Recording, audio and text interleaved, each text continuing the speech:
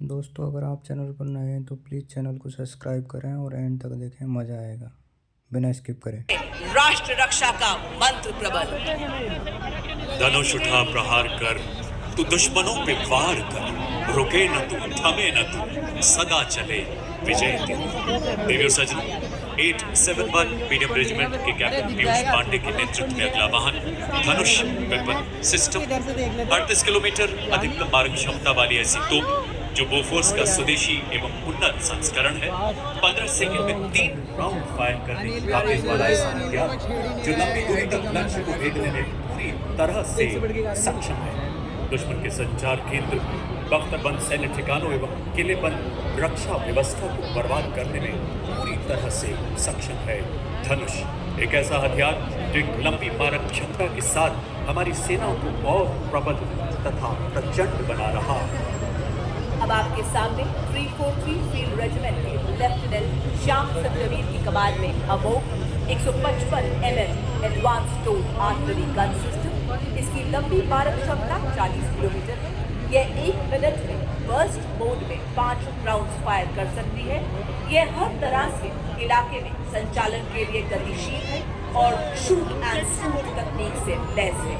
यह अत्याधुनिक प्रणाली ऑल इलेक्ट्रिक ड्राइव, एकीकृत फायर कंट्रोल सिस्टम तथा स्वचालित गोला बारूद हैंडलिंग प्रणाली जैसे उन्नत विशेषताओं से युक्त है।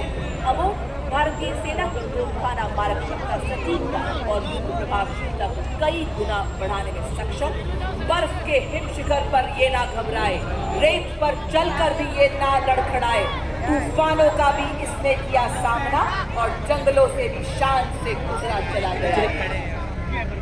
40 फील्ड रेजिमेंट के जांबाज अधिकारी घाटी की कमान में अगला वाहन यूनिवर्सल रॉकेट लॉन्चर सिस्टम, जिसे सूर्यास्त्र के नाम से जाना जाता है। 300 किलोमीटर की मारक क्षमता वाला मल्टी कैलिबर रॉकेट प्लेटफॉर्म जो गाइडेड रॉकेट्स द्वारा दुश्मन के ठिकानों को लंबी दूरी से ध्वस्त करने में सक्षम है।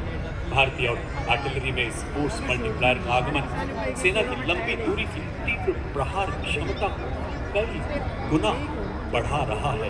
Universal rocket launcher system.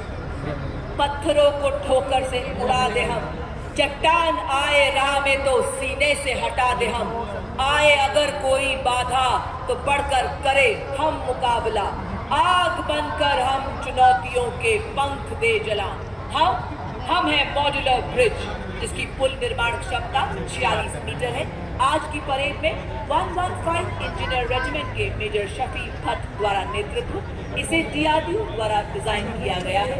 अत्याधिक बहुमुखी और मजबूत मॉड्यूलर पुल का शामिल होना भारतीय सेना की पुल निर्माण क्षमताओं को बढ़ाने की दिशा में एक महत्वपूर्ण कदम है, क्योंकि इसे बहुत कम समय में तैनात किया जा सकता है और आसानी से वापस भी लिया जा सकता है। यह उपकरण हमारी सेनाओं को बाधाओं को पार करने और हमारे इंजीनियर्स को पुल निर्माण क्षमता को बढ़ाने में मदद करता है। चूंकि ये 1x1 वाहन पर लगा है, इसलिए ये अत्याधिक गतिशील है और हमारी मशीनीकृत टुकड़ियों के साथ तालमेल बनाए रख सकता है। मॉड्यूलर ब्रिज का शामिल होना उपकरण डिजाइन और विकास में भारत की दक्षता को दर्शाता है और आत्मनिर्भर भारत के निर्माण के उद्देश्य को उजागर करता है। साथ ही रक्षा विनिर्माण में भारत के बढ़ते महत्व को भी प्रदर्शित करता है। दुर्गम क्षेत्रों तक सुरक्षित संचार प्रदान करने के लिए भारतीय सेना ने सरलता पूर्वक परिवहन योग्य एवं शीघ्र तैनात किए जाने योग्य सैटकॉम वाहनों को अपने बेड़े में शामिल किया है। सलामी मंच की ओर अग्रसर होती हुई वाहन आधारित सैटेलाइट संचार प्रणाली का नेतृत्व 33 आर्मर्ड सिग्नल रेजिमेंट के नायब सूबेदार राजेश कुमार कर रहे हैं।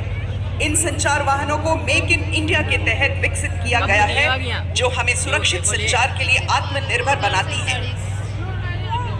देवियों सजनों, अगले 2 वाहन है शक्तिमान रेजिमेंट तथा दिव्यास्त्र बैटरी के विशेष रूप से डिजाइन किए गए नई पीढ़ी के मानक रहित ये वो हथियार तंत्र हैं जिन्हें हाई मोबिलिटी व्हीकल पर स्थापित किया गया है। शक्तिमान नेतृत्व 161 मीडियम